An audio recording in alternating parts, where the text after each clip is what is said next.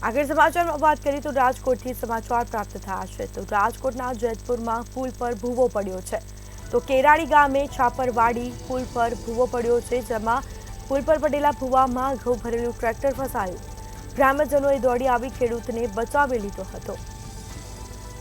સમાચાર પ્રાપ્ત થયા છે રાજકોટના જેતપુરમાં પુલ પર ભૂવો પડ્યો છે કેરાડી ગામે છાપરીવાડી પુલમાં ભૂવા પડ્યાની ઘટના જેમાં પુલ પર પડેલા ભૂવામાં ઘઉં ભરેલું ટ્રેક્ટર ફસાયું હતું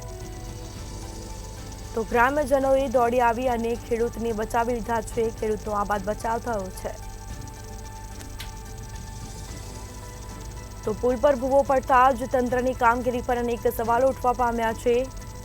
તો કેરાડી ગામે છાપરવાડી પુલમાં ભૂવા પડ્યાની ઘટના સામે આવી છે પુલ પર પડેલા ભૂવામાં ઘઉં ભરેલું ટ્રેક્ટર ફસાયું અને જેમાં ગ્રામજનો દોડી આવી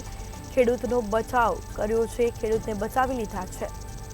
કેરાડી ગામે છાપરવાડી પુલમાં ભૂવા પડ્યાની ઘટના સમગ્ર મામલે કહી શકાય કે તંત્રની કામગીરી પર અનેક સવાલ ઉઠવા પામ્યા છે